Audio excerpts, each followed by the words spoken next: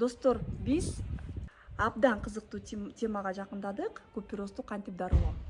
Айымдар аябай көп сурап атат, личка аябай көп суроолор келип атат. Мына бүгүн уккула. Биринчиден мен могу кичинекей бакын жанында бекерден отурган жокмун.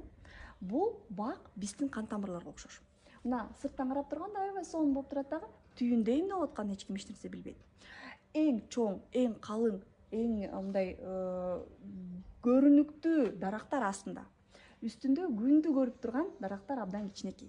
Биздин теридеги кан тамырлар дагы ушундай. Ошон үчүн жанагындай фототерапия менен кетирип берем дегендерге же лазер менен кетирип берем дегендерге өтө ишенип болбойт. Анткени мына мейли мунун баарын кырып алып салсын, жок кылып салсын, күйгүзүп салсын, бууланып салсын, астындагылар баары бир жабыркайт. Ошондуктан кан тамырлардын каптаалдарын дарылаш керек. Бүт кан тамырлардын баарын дарылаш керек. Мен бекерден ушул шлангды алып келген жокмун. Биздин кан тамырга абдан окшош экен. Мен жаныңарга коюп, ошону түшүндүрүп берейин дедим. Мына кан тамыр купероз эмне себептен пайда болот? Биринчи норманы айтайын. Кан тамырлардын каптаалдары абдан катуу болот. Ичинде кичинекей булчуңдар болот. Ошол булчуң мисалы кыздар эшикке чыкканда бет ысып кызарып кетет. Анан кайра киргенде 1-2-3 мүнөттө да кайра өзүнүн калыбына келип калыш керек. Ошол булчуңдар бошойт дагы, кайра кыскарат. Ошондо кан тамырлар чоңойот дагы кичирейет. Бул нормада. Анан кан тамырлардын каптаалдары аябай калың болот.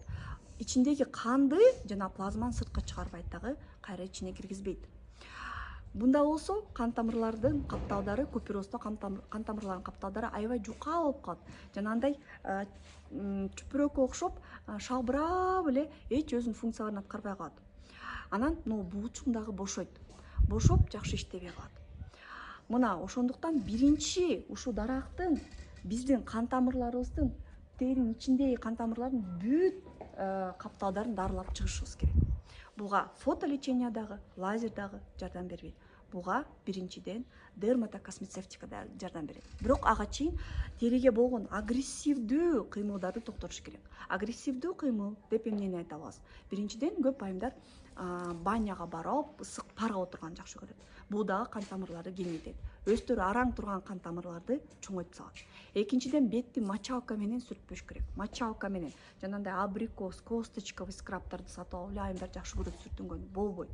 Үчүнчүдөн, даже мен көрсөтүп берген маскаларды эле көп учурда купероздо болбойт.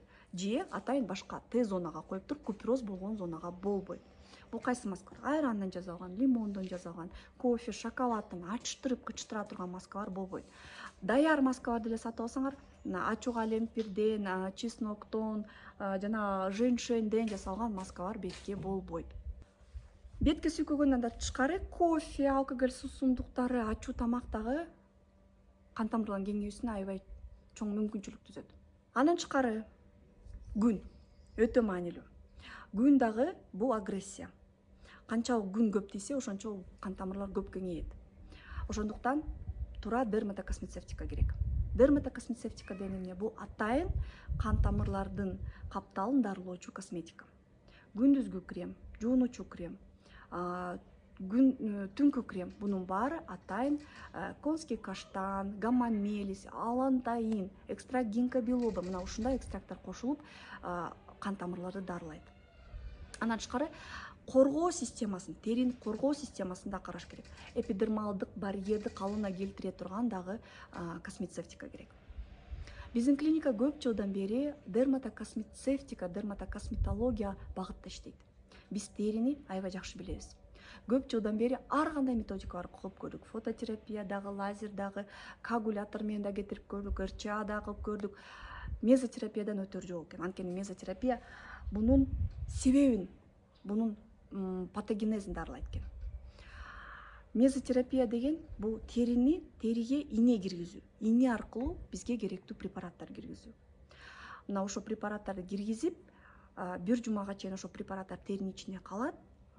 Бул витаминдер, атайын витаминдер теринин ичинде калып, ошол теридеги кан тамырлардын баарын дарылайт.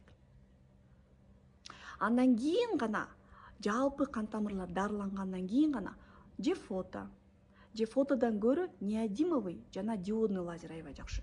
Неодимовый лазер чоңураак сосудтарды жакшы көрөт. Мисалы буттагы сосудтар жакшы иштейт.